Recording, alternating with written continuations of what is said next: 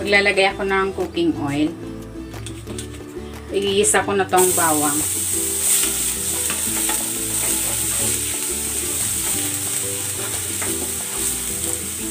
At ang sibuyas.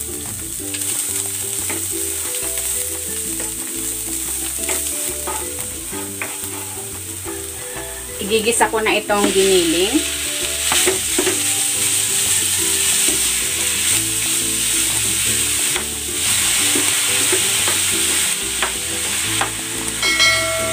Season ko ito with salt,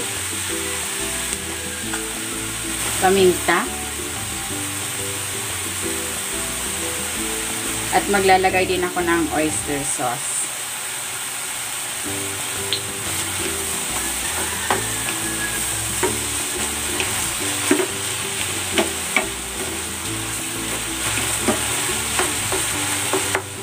Maglalagay ako dito ng tomato paste at ng ketchup.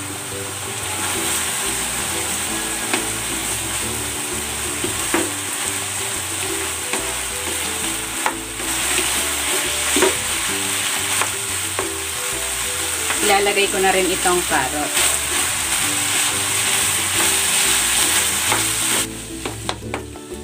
Ilalagay ko na dito itong hotdog, bell pepper, pineapple tidbits, raisins, at maglalagay ako ng keso.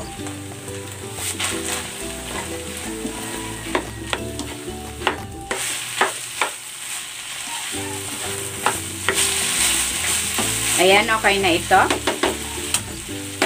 Hahanguin ko na and then papalamigin ko muna ito bago natin ilagay sa ating llanera. Ayan, ito na yung ating giniling. Malamig na.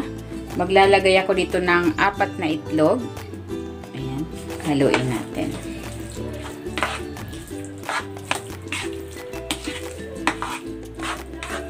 Yung egg yung magiging binder nitong ating mixture para buo ito pag nilagay na natin sa llanera. Ayan, okay na ito. Set aside muna natin. And meron ako ditong 3 llanera. Nilagyan ko yan ng liner na dahon ng saging at greenish ko rin with oil para hindi dikit yung mixture. Meron din ako ditong pre-prepare na mga toppings. Merong boiled egg, hotdog, carrots, bell pepper, at meron akong sliced pineapple. Maglalagay na ako dito sa ating llanera ng egg. Bali, ito yung ilalim. Ito yung magiging ibabaw pag in-invert na natin yung ating hardinera. Maglagay ako dyan ng egg. Maglalagay din ako ng pineapple slice dito sa dulo. And then, hotdog. Maglalagay din ako ng carrots, bell pepper. Ayan, ganyan lang. Saka ko na ito lalagyan ng mixture.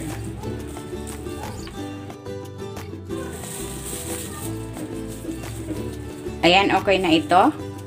Uulitin ko lang ang proseso sa natitira pa nating mixture.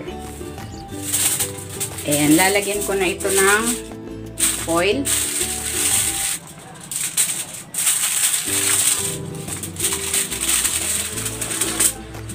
I-steam natin ito for 30 minutes. Ayan, after 30 minutes, luto na itong ating hardinera. Ayan na siya.